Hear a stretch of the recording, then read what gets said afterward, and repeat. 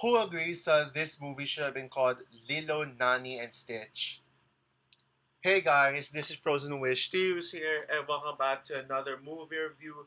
With the release of Lilo and Stitch, the live action remake, I am here today to do a review on the original Lilo and Stitch.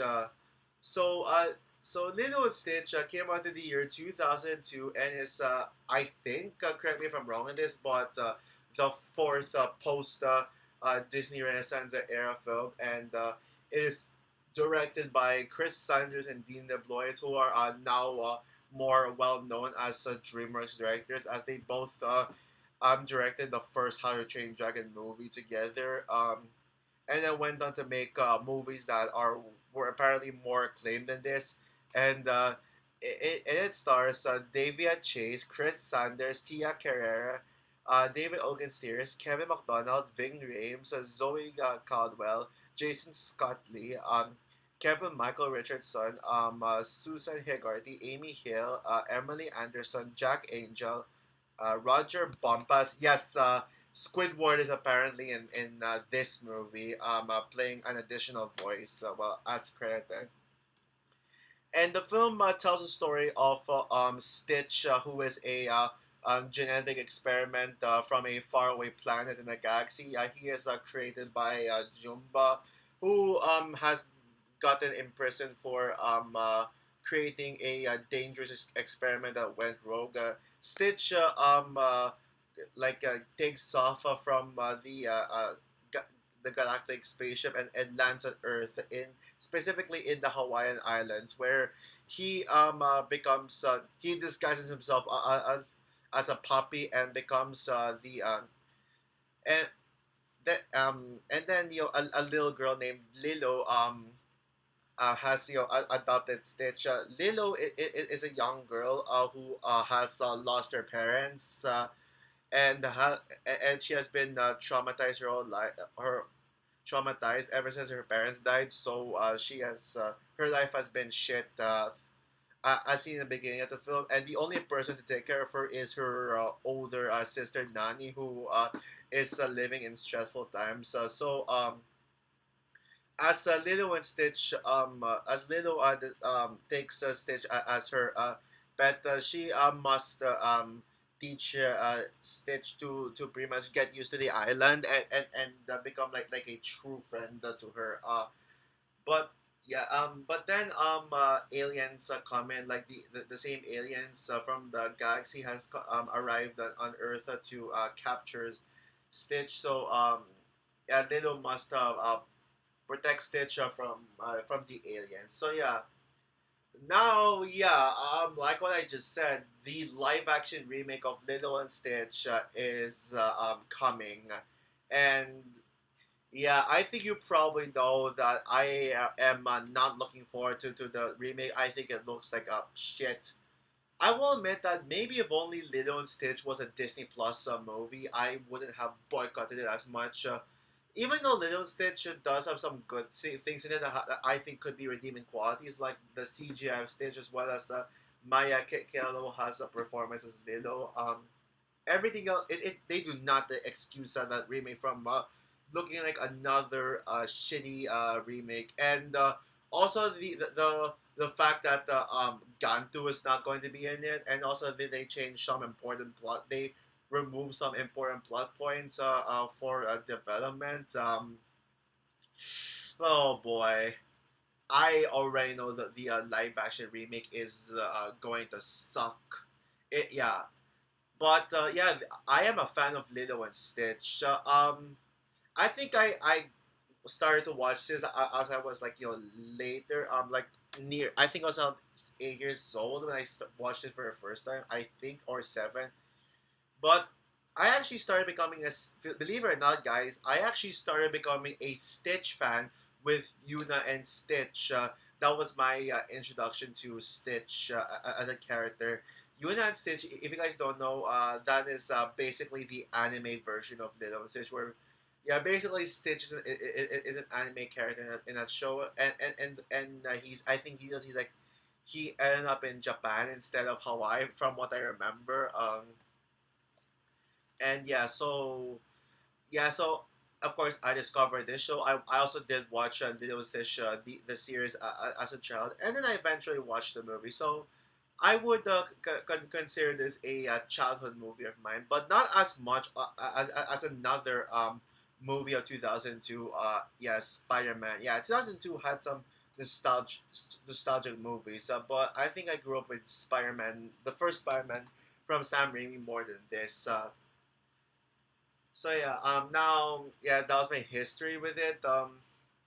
And yeah, and yeah, there were also things in my personal life that made me feel very attached to this movie. But I am not going to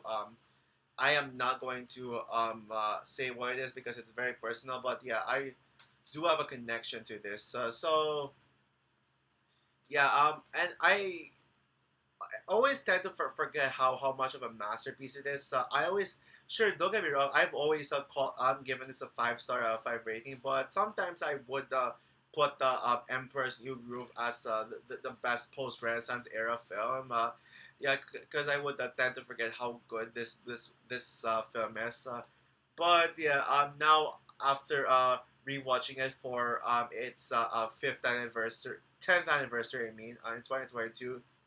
I could definitely confirm that this is a masterpiece, best film in the Disney post Renaissance era, no competition. And I honestly could consider it as the best Chris Sanders and Dean DeBloy film, believe it or not. Yeah, yeah, the same duo that gave us the How to Train Dragon remake and the Wild Robot for Chris Sanders. Yeah, yeah, I had this. I consider this as their best film for a long time. Now, yes, both Chris Sanders and Dean DeBloy are some of such animation legends. They are among the top 5 greatest animated directors of all time because of how consistent they are. I mean, Chris Sanders and Dean DeBloy went on to direct the first How to Train Dragon movie, which some people would call it the greatest DreamWorks movie of all time.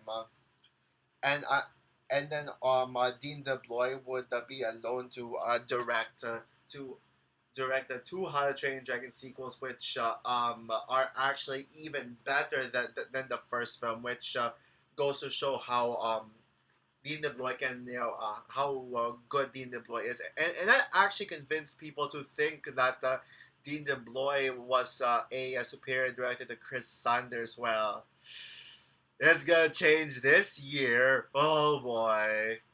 You know what I'm talking about. I don't want to talk about it until I rant in that movie. But yeah, Chris Sanders, I think now I can say he is much more consistent than Dean DeBloy. Because yeah, I mean he directed this and the first How to Train Dragon, but he also directed the Wild Robot, which many people love, and I think it is one of the absolute best animated movies of 2000 of last year for sure, and the best also the best DreamWorks movie of the decade so far. Where although Forgotten Island has potential to top it. So yeah, now as for my thoughts on Lilo and Stitch, now does this movie hold up on rewatch?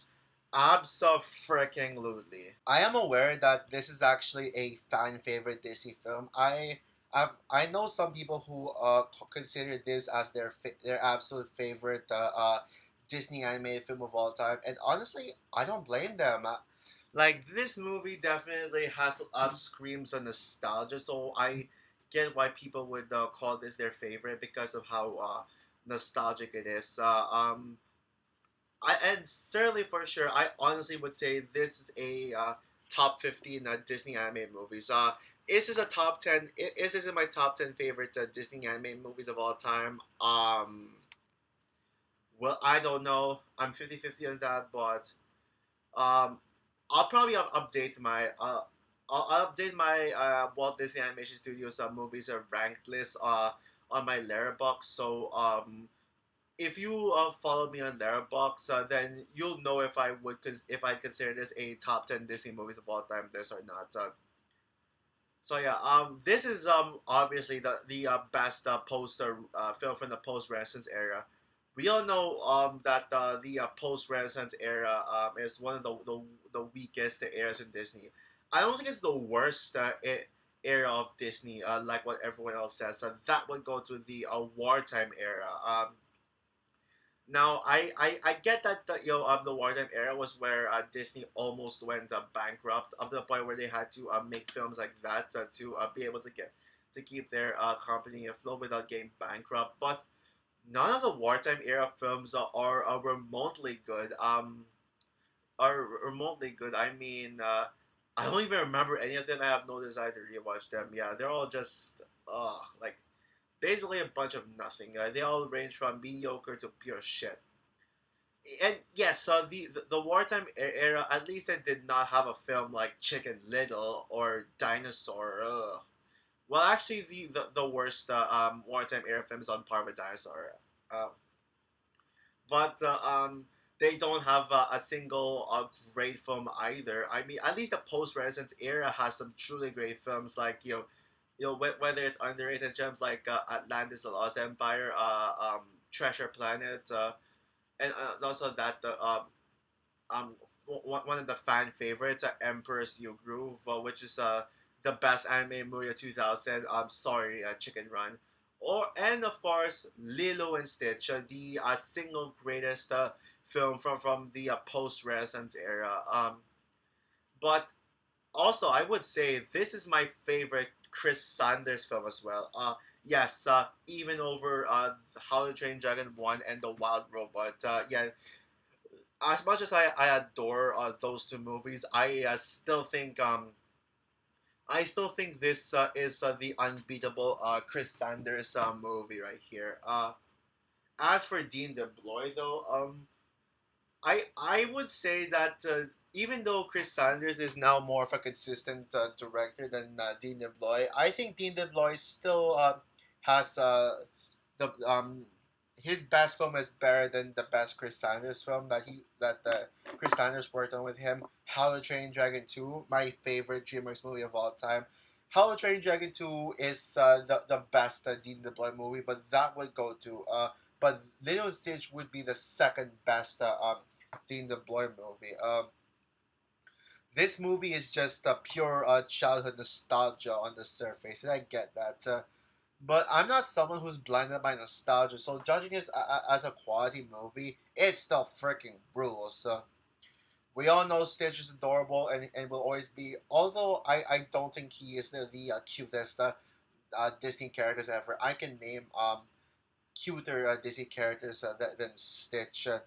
But he's not only great because of how cute he is, but he goes through some character development as he searches for his identity while on Earth and learns to connect with Earth life, especially towards a certain human being called the Lilo. And I think there are things that Stitch discovers on Earth that really enhances his character development, like when Stitch read that Ugly Duckling book where he learned the meaning of family through that book. That was like where Stitch learned. And by the way, I heard from a review of the Lilo Stitch remake that it apparently they removed Stitch reading the Ugly Duckling. I'm sorry. What the fuck, man? What the fuck? Yeah. So how is Stitch gonna be developed now in the remake? Is he just gonna like he's just gonna learn things on his own without needing inspiration? Yeah. Also, Stitch's voice is just simply iconic. Ohana means family. Family means no one gets left behind. Yeah, but the best thing about the movie to me, yeah, I mean, I'm already going there, but there's so many things to talk about. But I want to already jump into it. That is the sisterhood relationship between Lilo and Nani. Sure, Stitch may be the fan favorite character of the film, but if I were to make a top five favorite Lilo Stitch characters list, I would put both Lilo and Nani over Stitch for sure. Yeah, Lilo goes through just as much of a powerful arc as Stitch, if not even more powerful. as she must learn to become more mature in order to not get taken into custody for meeting the child service standards by Cobra Bubbles, the counselor. And also, you feel bad for Lilo as she's actually traumatized by the death of her parents, which is why Lilo acts that way, the way she is. But not only that, but there are people who suspect that Lilo is autistic, and yeah, I watched an analysis video on how Lilo is autistic, and I managed to see for myself that Lilo may have autism. Is it obvious that like does the movie state? No, but based on Lilo's attitude and also the fact that she views Stitch differently from everyone else, as well as Lilo's hyperfixation for Elvis Presley and a few other personalities of her. That are some of Lilo's character traits. Oh, as well as her social like the way she socializes with her quote unquote friends who turn out to be mean to her. I mean, although I don't blame Lilo for being insecure about those bullies, because yeah, fuck them.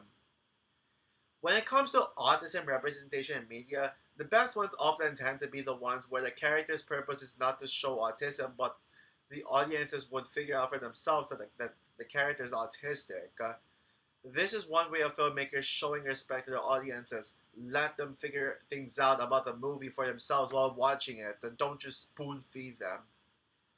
Uh, but my favorite character in the film would have to be Nani. And holy shit, Nani definitely needs more recognition for sure.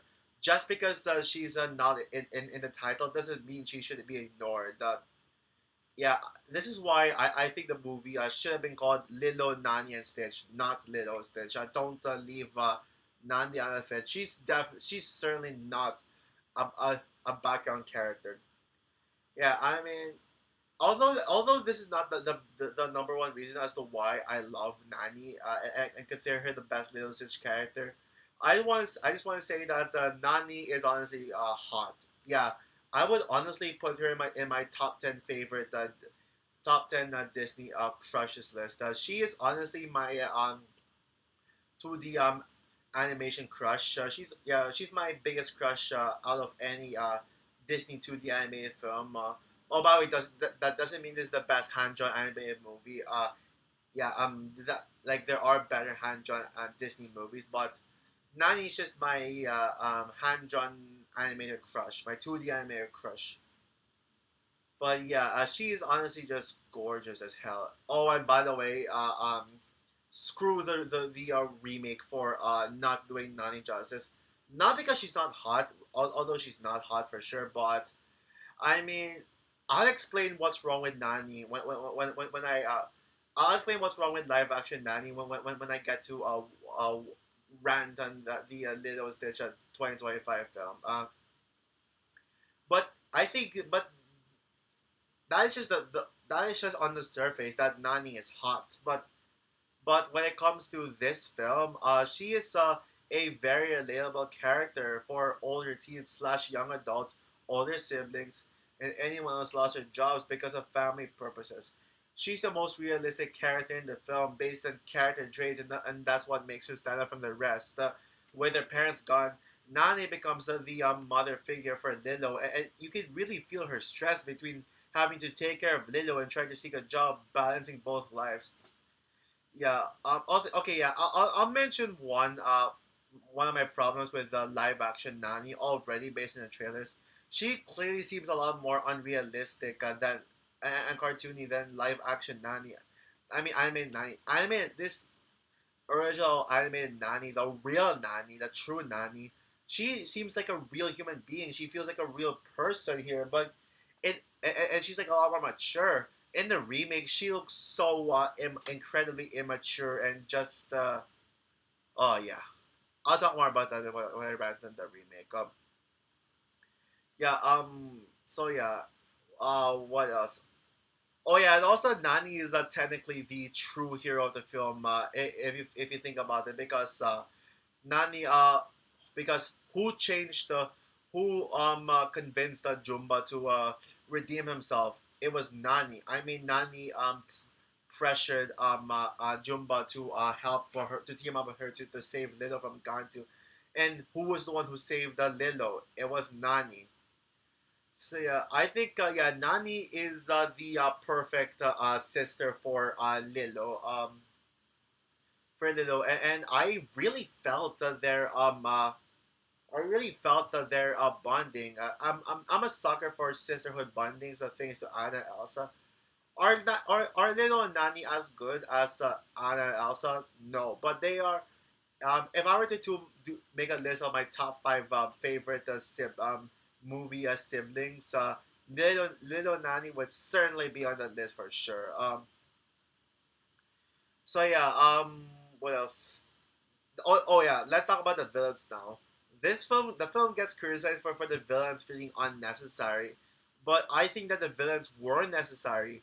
Jumba is Stitch's creator, and the purpose of Stitch is to destroy things based on his creations. But that's actually one of the things that makes Stitch so lovable. He ends up taking a different path from what he was intended to I mean, from what he was made for. Yeah, the other aliens come to Earth because they needed Stitch back after he escaped, considering the trial against Jumba and his creation of Stitch hasn't come to a full conclusion yet.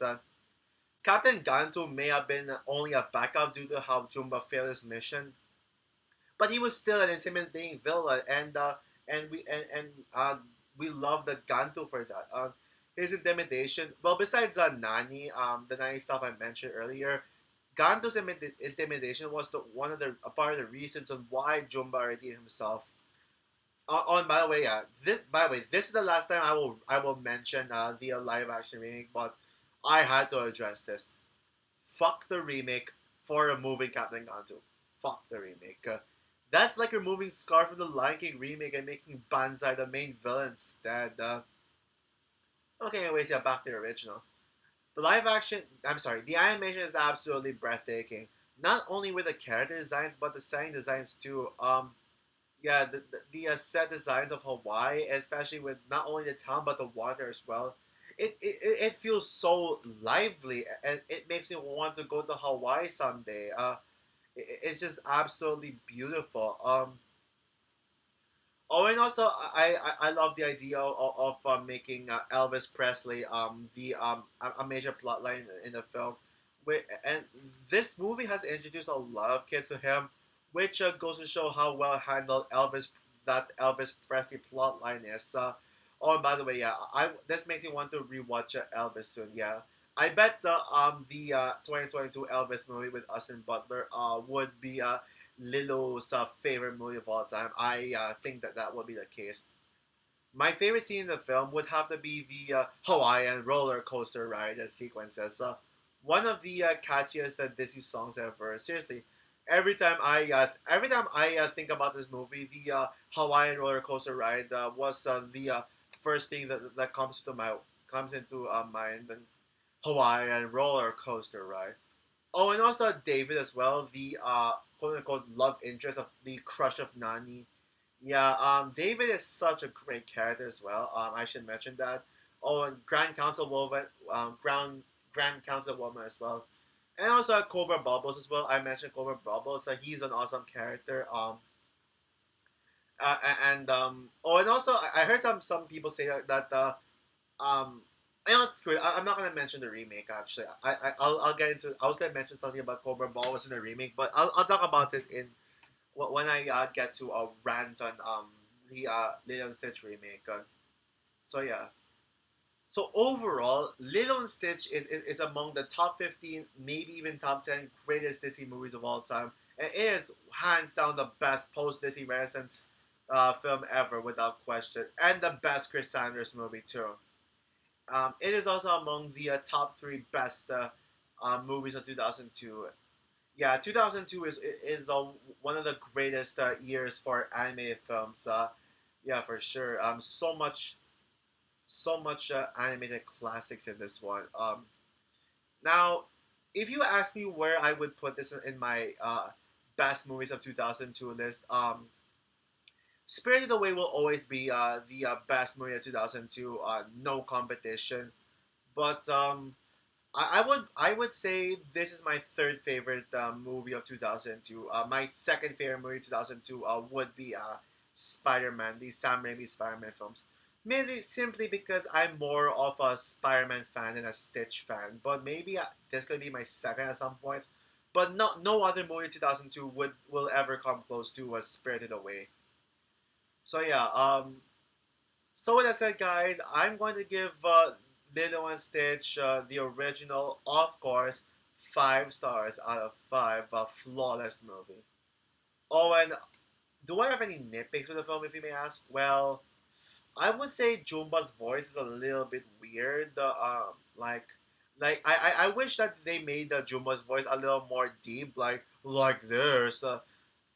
But yeah, it was a little weird that the Jumba's voice was more like light-hearted and something like that. But yeah, that's just a nitpick. I still think Jumba's an awesome character, especially with his redemption arc. So also for my review of Lilo and Stitch, what are your thoughts on the film? I'm sure a vast majority of us can agree that this is the greatest post-Renaissance era film ever. Who agrees with me that Lilo Stitch is the best Chris Sanders movie yet? Comment down below, like, subscribe, hit the notification bell, and stay tuned for more videos to come. Yeah, certainly my rant on the Lilo Stitch remake is coming, but yeah, I'll probably get to my Frozen the continuation of my Frozen Awards first beforehand because I won't be watching the Lilo Stitch remake until the weekend. Yeah, I'm watching the Lilo Stitch remake online.